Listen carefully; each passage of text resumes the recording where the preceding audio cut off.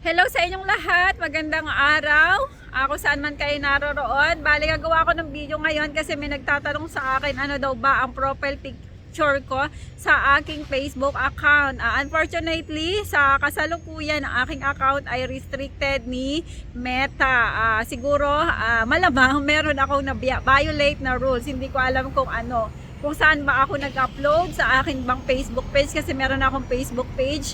Meron din akong Facebook group at yun nga yung tsaka yung main account ko. Pag ikaw ay restricted, lahat yan mawawala kasi nagsimula lang naman yan sa main account mo. Kaya yan, sa kasalukuyan hindi ko nagagamit ang aking account.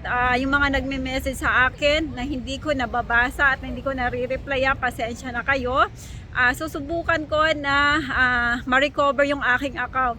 Kasi nakakalungkot dahil 10 years nang mahigit yung account ko. I think 2010 ata nagsimula akong nag-start yung aking account na yan. Marami akong memories na naandyan, nakasave doon. Kaya hindi pala advisable na wala tayong backup ng mga picture o mga videos na meron tayo. Kasi pag natanggal or tinanggal ni Facebook ang ating account, hindi na natin mare-recover. Mas maganda pa yung nakalimutan natin yung password, at least makikita pa rin natin din yung ating mga picture gamit ang another account natin.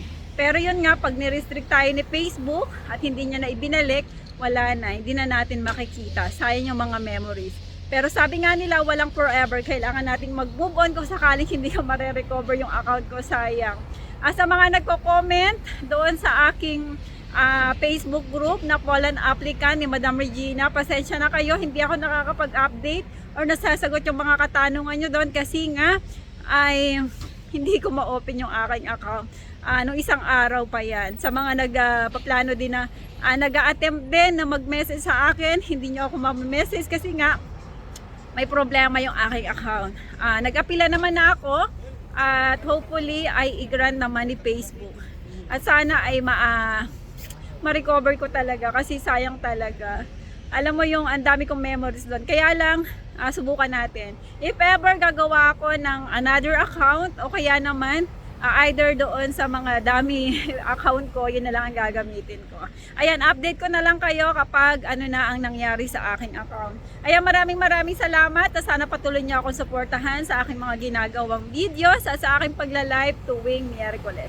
Ayan, maraming salamat at advance Merry Christmas and Happy New Year sa inyong lahat.